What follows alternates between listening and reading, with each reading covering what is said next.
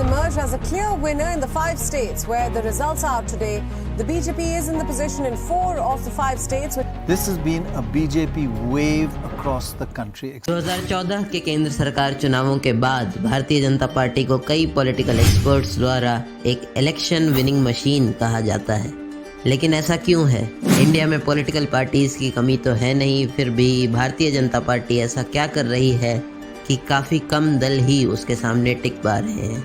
अगर इसे समझाया जाए तो बेसिकली 3 रीजंस बताए जा सकते हैं जो बीजेपी को बहुत मदद कर रहे हैं चुनावों में अच्छा परफॉर्म करने में। नंबर 1, हिंदुत्व। बीजेपी ने मुस्लिम वोट बैंक को पूरी तरह से दरकिनार कर दिया है और क्योंकि हर स्टेट में लगभग 75 to 80% हिंदूज हैं, भाजपा अपना पूरा फोकस केवल हिंदू वोट बैंक पे ही बना रही है। फिर चाहे वो राम मंदिर के मुद्दे पे बहुत जोर देना हो या सीए प्रोटेस्ट के नाम पर दिल्ली इलेक्शंस लड़ना, बीजेपी कॉन्स्टेंटली अपने हिंदू वोटर्स को अपने नेताओं के भाषणों और नैरेटिव से एंगेज्ड रखती है। हम लोगों ने तय कर रखा है कि अगर वो एक हिंदू बालिका को ले जाएंगे तो कम से कम 100 मुस्लिम बालिकाओं को। और इससे हमें ये भी पता चलता है कि जिन पार्टियों को बीजेपी को टक्कर देनी है उन्हें हिंदुत्व से मुकाबला करना ही होगा। दिल्ली में केजरीवाल ने अपने डेवलपमेंट मॉडल से इसका मुकाबला किया, वहीं ममता बनर्जी ने बंगाली आइडेंटिटी को हिंदू आइडेंटिटी पर इन्फोर्स किया। धर्म एक सेंटिमेंटल टॉपिक है, इसलिए हिंदुत्व बीजेपी के लिए काफ़ी सक्सेसफुल रहा है।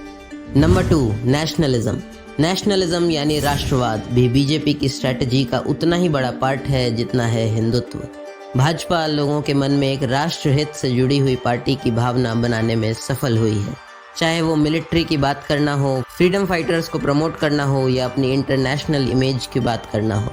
इसी कारण हमें ये देखने को मिला है कि लोग बढ़ती महंगाई को भी राष्ट्र के नाम पर इग्नोर कर रहे हैं। असर तो बहुत बड़ा है, रोजगार नहीं है, काम धंधा नहीं है, असर तो बहुत बड़ा है। फिर भी लेकिन देश हित में जो कर रहे हैं, जो जैसा है झेल लूँ, जब तक हो रहा है मैंने चल रहा है, चलने दो, कोई दिक्कत ऐसा परेशानी नहीं। और राष्ट्रवाद ही और कई फेलियर्स पे भारी पड़ता है।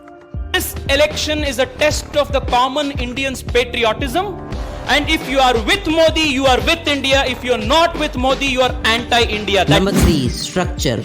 इन दोनों के बाद बीजेपी का इंटरनल स्ट्रक्चर काफी अच्छा है।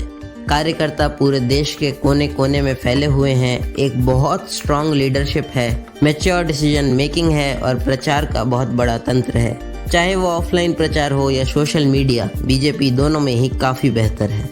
तो यही थे कुछ कारण जिसकी वजह से भाजपा किसी भी पार्टी से ज्यादा इलेक्शंस जीत रही है।